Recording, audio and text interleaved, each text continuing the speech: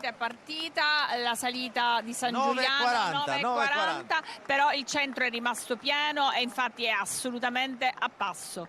Spingono il Baiardo dietro, spinge, è vuoto e praticamente noi vediamo un fiume di gente che corre al centro perché cerca di sfollare, ma lateralmente ecco, la VAR adesso ha bisogno Di spinte, chiamano la spinta da dietro, ovviamente. di una Chiamano spinta anche la da spinta dietro, dalle spalle, quella che abbiamo esatto, commentato prima. e la spinta da dietro adesso dovrà essere più forte perché comincia la vera salita. Questo ancora è un tratto, sì, con una pendenza abbastanza leggera, ma adesso ci sarà un tratto dove vedrete voi stessi che il sobbalzo della vara e bisognerà cambiare passo e spingere molto di più, sia Quindi davanti che di con Mia dietro. Manzoni, adesso Esattamente, risale. adesso risale. Vedete come si piegherà, E vedete diciamo, come si anche il piega, ferro. esattamente, questo è uno dei posti più pericolosi quando non si fa la salita. Bellissimo, ha preso, questa è proprio la salita di San Giuliano, la salita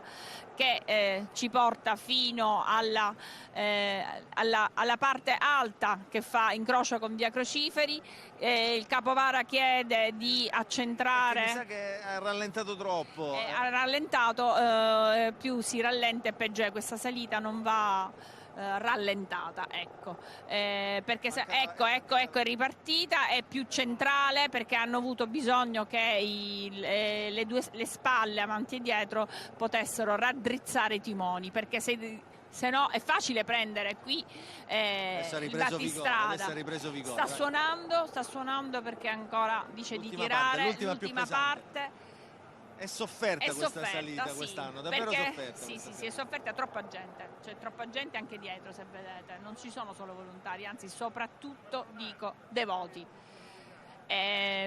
Invito tutti a... È un po' più lunga, per questo è sofferta, il passo è un po' più lento e come avete visto ha avuto un po' di difficoltà nella seconda parte. Eccola, vedete dietro, quasi è arrivata, ancora no?